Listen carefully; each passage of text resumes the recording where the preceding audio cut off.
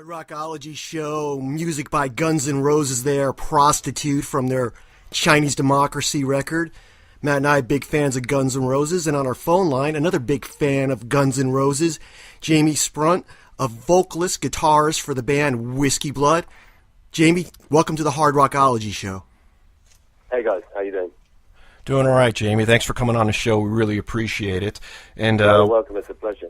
Yeah, like I said, one of the reasons why we wanted you on the show, we heard that brand new track that you guys just got done releasing called Start It Up, which we'll be playing a little bit later on the show, but we had to have you on the show because the sound and what you guys are doing over there sounds really great. So, like I said, I appreciate you joining us on the show and talking a little Whisky Blood. It's a big Hard Rockology approved. Big Hard Rockology approved. Like some of the influences you have for your band, right, Matt? We were talking about it off air. Yeah, your big influences are what? L.A. Guns, Guns N' Roses, Skid Row, a lot of the bands from the late 80s into the 90s and stuff. And one of the things that I noticed as well is that you've done a good job taking a lot of those influences and mixing it into your music, but at the same time modernizing it by incorporating a lot of the newer sounds and some of your own unique sounds as well. So was that what you guys were trying to do when you guys formed the band?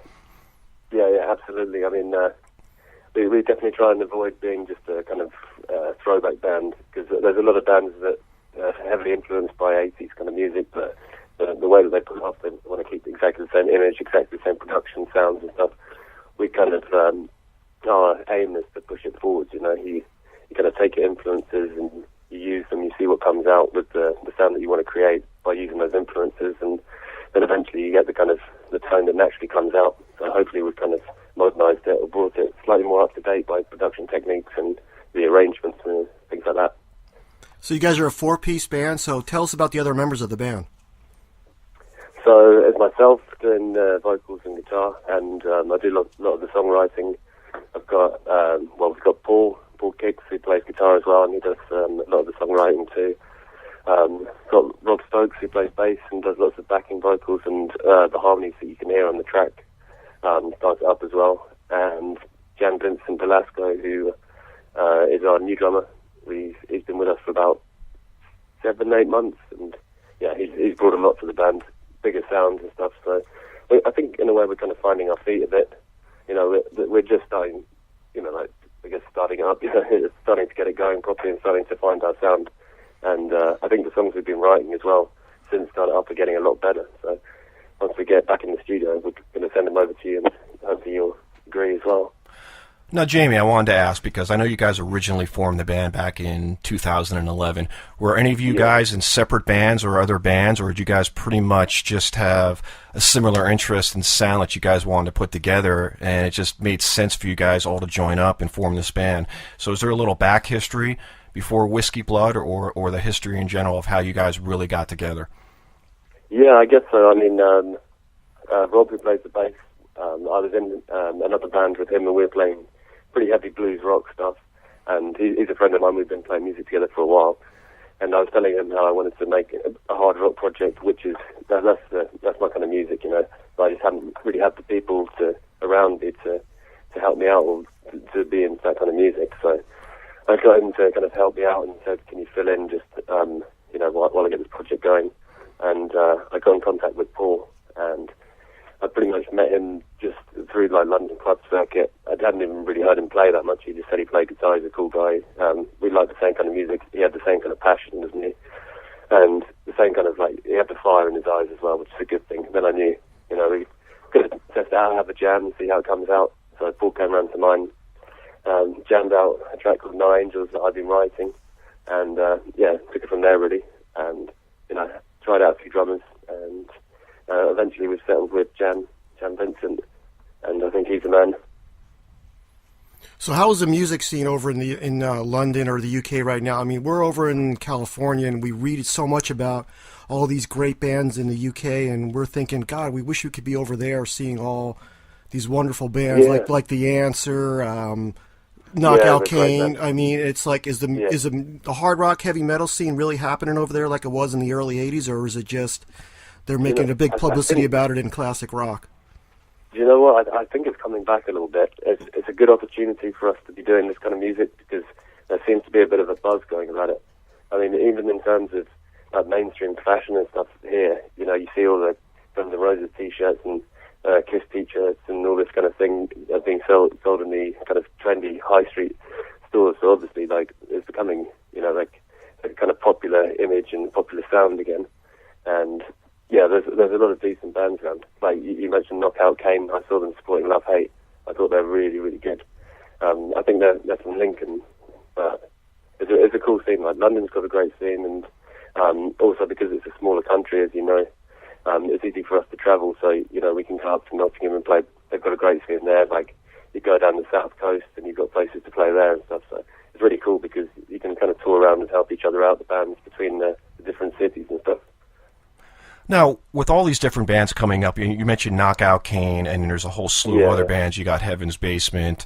Heaven's Basement, a great band. Yeah, great band. We saw them over here, too, with The Darkness. I mean, you just have all these bands that are trying to make it over there. Now, is that a pretty tight-knit community over there where you guys all know each other, or is it more of you guys are battling it out for the stage over there? So what's it like? I mean, because over here in the States, sometimes you got bands going after other bands and vice versa. So is it the same type of mentality over there, or is it like that camaraderie over there where you guys are all just trying to make it at the same time? So what's that like right now? I think it's a bit of both, you know. It depends on the personality of the band and stuff, you know. We played with a lot of bands who, you know, like really, really great people, even bands that have, you know, that we're supporting, and they're kind of, you know, got a bigger following or whatever, been supporting them, and, you know, they're great people. They want to help you out. They help you out with their contacts and stuff, try and get you gigs, recommend it, that kind of thing. But then obviously you also get the bad eggs as well, you know, people who, they're out for themselves and they do things to you know, screw other people over, and they want to, you know, make it themselves. They don't really care about the other bands. But for me, you know, I like making music. I like having a good time. I don't do it to make money or anything. Like, I do it to, you know, you go and play a show with some other cool bands. You have some drinks together and stuff. You know, you enjoy life. So, is it pay to play over there, where you have to pay to play in the clubs, or do you actually get paid to play at these small places or on the scene in London?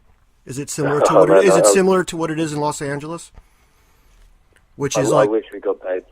So it's similar to what it is in Los Angeles. A lot of these bands will pay money to play at the Roxy, the Whiskey A Go-Go. So it's similar to that in London, right? Yeah, it is. I mean, we've never done that. I don't think we would. I don't think we've got enough cash to do it, to be honest. But like, if you're able, for example, if a band from LA came over, like, we're supporting Faster Pussycat, and because we've got good contact with the venue that they're playing at, we're able to play with them. So, but there is a lot of cases where bands will come over and they were paid to go on tour with them.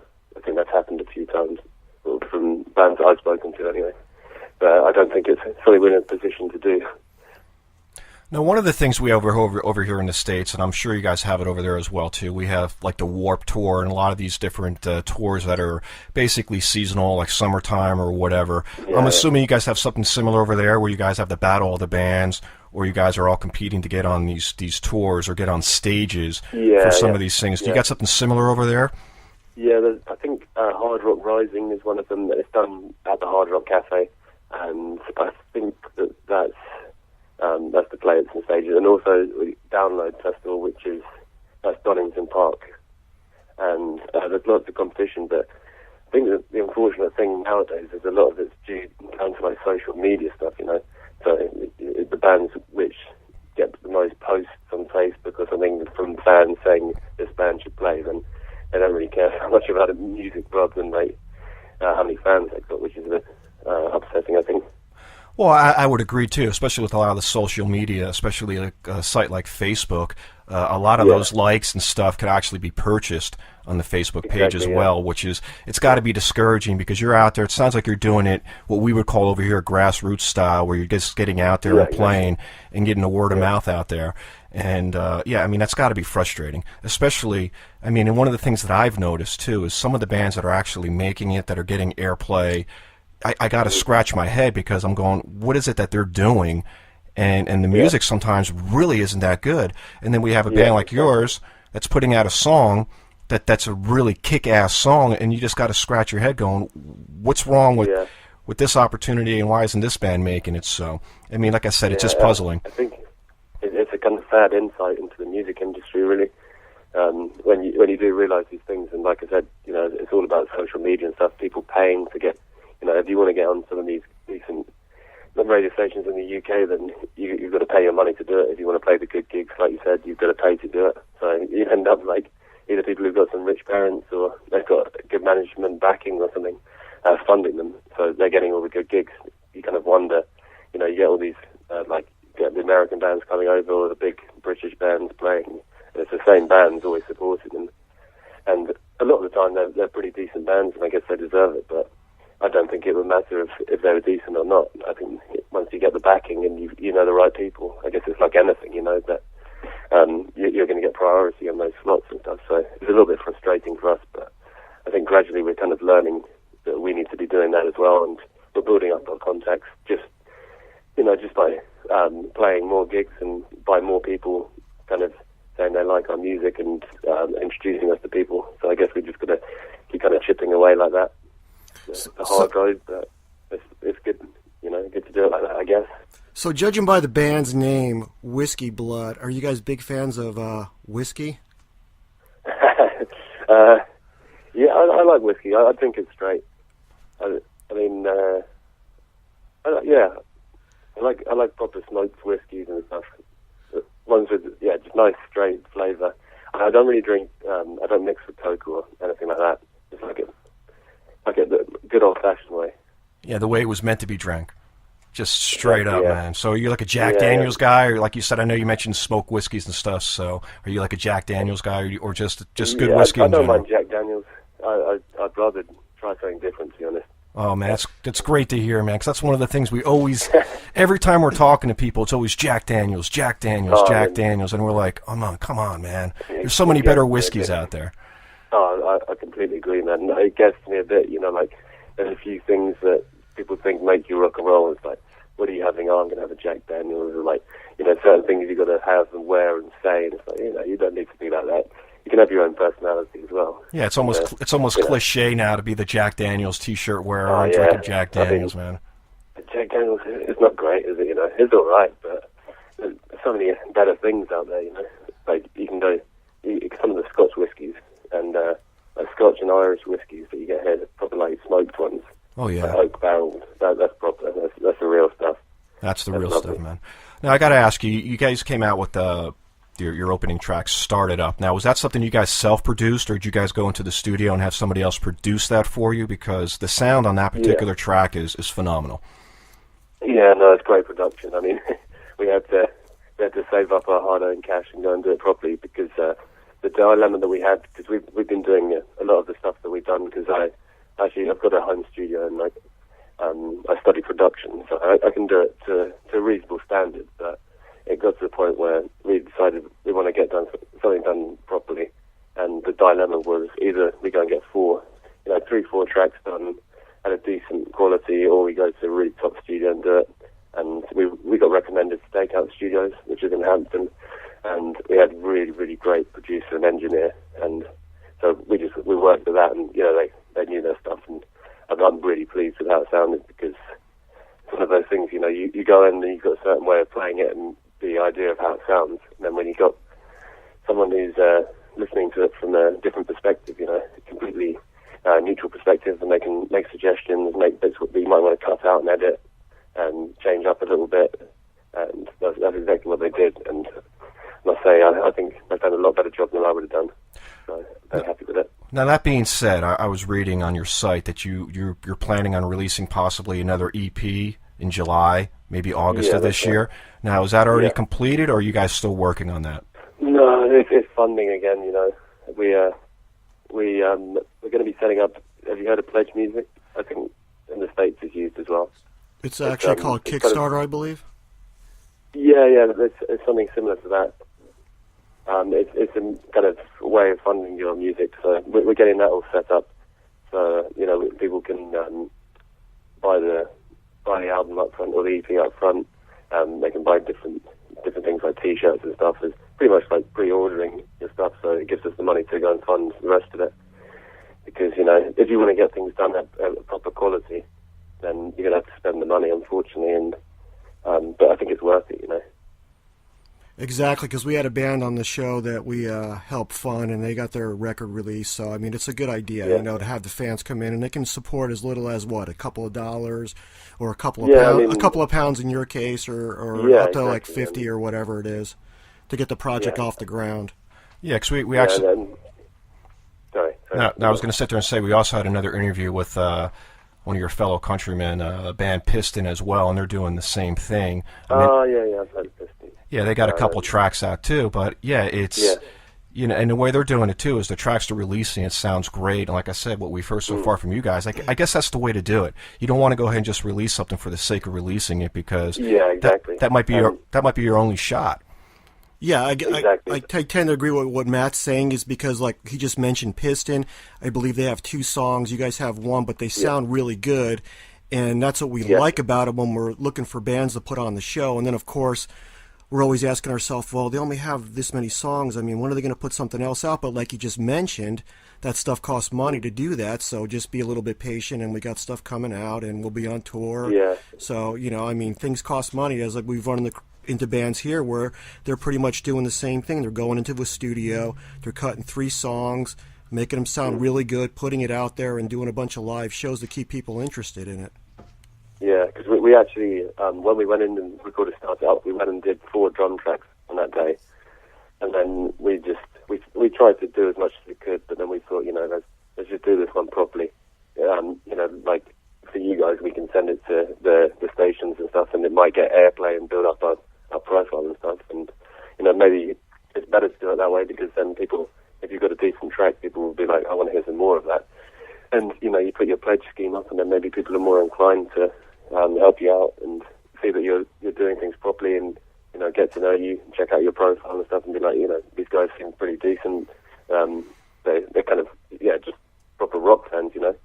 Like, I support other bands, like, I always pay for the music that I download, especially from the smaller bands and stuff. I buy albums of bands that we play with and things like that, because you've got to support each other, you know. It's all about promotion. Exactly, even if it's just like 1 song out, and we have it on the Hard Rockology Show, people that might not have heard of Whisky Blood, but they've heard of Hard Rockology are hearing your song now, and they're going to go check it out, and then they'll be interested in the band, and they'll keep it in their bookmarks on their computer or whatever, and say, I'm going to go check out these guys, or like you on Facebook. And that's pretty much how it starts, and it's a wonderful media that we have now compared to like maybe 20 years ago where you had to go out and pass flyers and put them on cars, and if you were a band in England, the only way anybody was going to hear about you was if you had a record out and it was in the record store in the United States or you toured. That's it. Yeah, exactly. I completely agree with you. And in fact, the good things about all the social media and having the internet and everything is, you know, like, for example, this would not be possible if we didn't have the internet. We weren't able to get in contact and, you know, speak to each other and make these things happen. And you're also able to do things. You can be more independent as a band. You know, if you work hard, then there's ways of doing things. You know, like with Pledge Music, we can fund it if we work hard enough and people like our music enough. We can make the money so we can get more. We can get ourselves gigs, contact other bands, and also, you know, in other countries. I met a Portuguese band called Fair, and they invited us over to play Lisbon, and they're going to come here and play London. Things like that wouldn't be possible if we weren't able to communicate online and share our music and share contacts and things. So I guess that's one of the benefits, isn't it? Yes, it is. We're talking with Jamie Sprunt of Whisky Blood. Got a couple more questions for you before we let you head on out, because I know it's getting a little bit late there in the UK. Almost 9 o'clock now? That's right, just getting started. Yeah, okay. Drinking a nice glass of wine. All right, just wanted to know, like, what was the first song you ever learned to play on guitar? I'm trying to remember, it's so long ago now. You know what, I think I learned a lot of Guns N' Roses. I remember the first solo that I properly learned was Night Train. Good track to learn. Oh yeah, amazing. It's a great solo as well still. So was that one of the bands that said, you know what, I want to be a musician, I want to be a singer, a guitar player? Is like Guns N' Roses do it for you back in the 80s? I remember actually like discovering Guns N' Roses, and it absolutely blew my mind, you know. My uncle actually, when he was 20 years old, he moved to Nashville because he was a record collector, and he owns he still lives out there. He owns a big record store, and he used to keep a lot of the supplies back at his old house, which my mum used to live at as well. And I remember going in there, and there's all these boxes. I remember opening one up and picking out Black Sabbath CD and looking at it and just being like, "Whoa, this is cool!" Like putting that in my pocket, listening to that, and yeah, that got me started. Then it went from there, got into Guns N' Roses and stuff, and then like still to this day, it still gives me goosebumps when I listen to some of that stuff. You know. So you're a big Skid Row fan too, right? Oh yeah, yeah. I love Skid Row. So you met those guys over in London recently, right?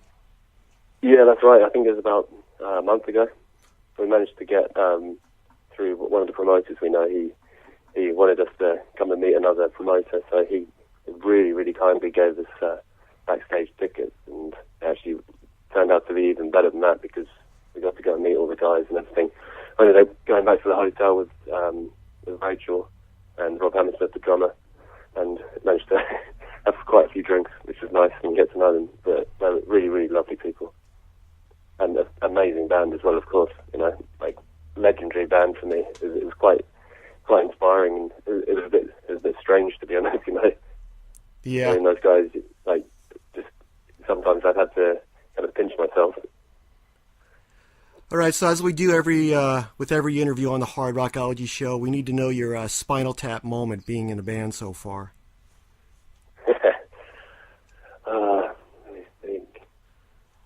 This always puts the musicians on the spot, Matt, doesn't it? Yeah, it's one of those things because they're trying to think. I don't want to really tell them my most embarrassing one, but I got to give them something. Yeah, that's what we really want to hear. We want to hear the most embarrassing one. Exactly. We don't care. Tell them what Knockout Kane did. What did Dean Fox and Knockout Kane do? Well, Dean Fox, he basically was wearing some pants, and the front of his pants broke open, and his package was hanging out for a good song or two. So, and they had to tape him up. Yeah, they had to tape him up, man. So, you know what? I was going to say the same thing. The package didn't fall out though. I don't know whether he's got a bigger package than me, and that was the reason it fell out or what. But you know, I remember splitting the leather trousers. That's always pretty bad. But the thing is, you're playing guitar, so you can kind of cover it up a little bit. He's just up there singing, so. That's true, yeah. Maybe did it on purpose, you know. No, I doubt it was on purpose, because when we were talking to him, he was sitting there, and there's some girls in the front row that were giving him the look, and he thought he was like, "Yeah, I look hot." He thought he was like the shit. He thought he was the shit, and then all of a sudden he realized, "Holy shit, my shit's hanging out." So I mean, that's got to be classic. So. Oh man, I don't know if I can outdo that. That's pretty bad, isn't it? Oh yeah, but you know what? Hey, it's rock and roll, man. That's what it's all so about. That's it. You just split your trousers on stage, right? Isn't that enough, Chris? Yeah. So did you get it? Did you get it fixed, or how many songs into it did you realize? Holy shit! I got my trousers are split. Oh, it was straight away. It was that feeling of just shit. But there you go. That's that. You got to keep going. The show must go on and everything. And moments like that, man. That's where you live for it, you know. Yeah. And any of those unexpected things. Even when you break your strings and all that kind of shit, it happens. But you got to get on with it. Now, that's a cool thing, you know. It makes things interesting.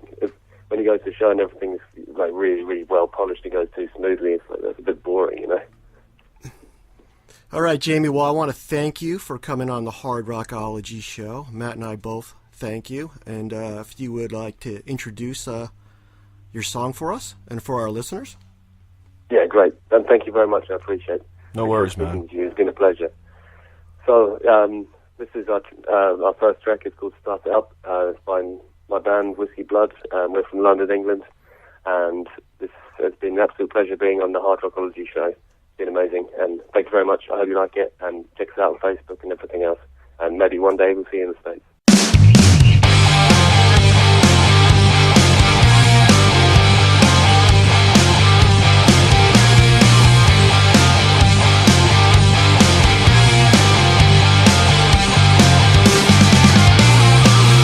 Just like I knew it was gonna be.